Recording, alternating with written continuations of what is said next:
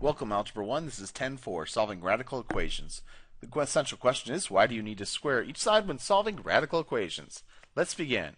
So a radical equation is an equation that has a variable under the radical sign. So you got your x in here, this will be your radical sign, and if you have an equation like the square root of x or something like that, it's a radical equation. So we want to solve these radical equations, or solve for x. So our first steps, it's a little similar to what we've done before for solving variables, but a little different. You still have to isolate the radical sign.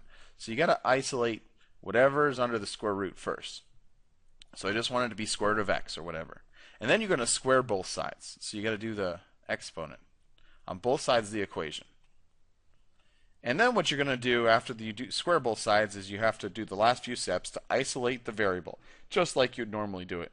So the steps: isolate the radical, squaring both sides. This actually removes the radical, because when you square both sides, if you have square root of x and you square it, that is just regular x. So it gets rid of the square root sign. That's why we square. And then isolate the variable. So let's follow those steps for that example problem above. The first thing, to isolate the radical sign, I'm going to subtract 7 on both sides. So this is step 1. When you subtract 7 on both sides, those 7's cancel out. I'm left with square root of x equals 16 minus 7 would be 9. Now step number 2. I wish to square both sides. So I will square both sides like this. When you square a square root sign, it's just the x, and 9 squared equals 81. So in step 3, the variable's already isolated, and we're done. X equals 81. Let's try something else. Solution for this: isolate the variable. I will add 5 to both sides first. And when you do this, you get square root of x equals 3. And then I want to square both sides. And when you square both sides, the square root signs cancel, so you're left with x equals 3 squared, 9. These canceled out. And so x equals 9 is your answer. Now, sometimes there's a radical on both sides. So you have, when there's radical on both sides, and if they're both already isolated, just start squaring it. So for the solution for this equation, square root of 5t minus 11 equals square root of t plus 5, I am going to square both sides first. When you square it, gets rid of the radical sign, so I'm left with 5t minus 11 equals, and it gets rid of this radical sign, t plus 5.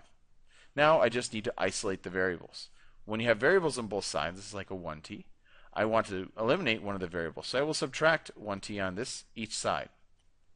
When you do this, these cancel out, and you're left with 5 on the right equals 5 minus 1t will be 4t minus 11.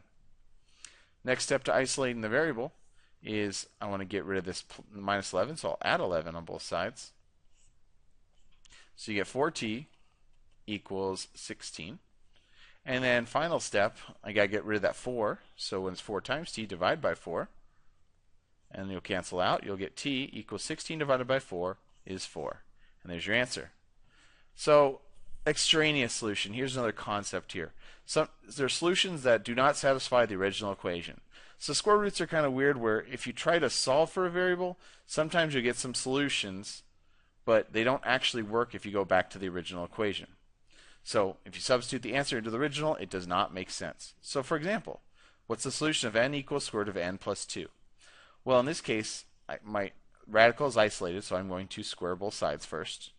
So get n squared equals n plus 12. Now, I got this squared term here. Now you go back to the quadratic equations. So I'm going to subtract n on both sides and subtract 12 on both sides. Minus n minus 12. So what you're left with is 0 on the right equals n squared minus n minus 12. And this is going back to factoring. That's like a 1n right here. So you got to factor, and I'm going to do the x over here. You got to have two numbers that multiply negative 12, add to negative 1. Those two numbers are going to be negative 4 and positive 3. So your two factors are n minus 4 times n plus 3 equals 0. Now you're solving for each of those factors. So n minus 4 equals 0, and n plus 3 equals 0. And solving for the left one, I'll add 4 to both sides, and you get n equals 4. And solving for the right one, subtract 3 on both sides, n equals negative 3. So my two solutions, I'd say, oh yeah, n equals 4 and negative 3. But wait, we can't do that yet, because we got to see if the solutions make sense. Go back to your original equation, not something in the middle. So going back to n equals square root of n plus 12. So I'm going to substitute, let's do n equals 4 first.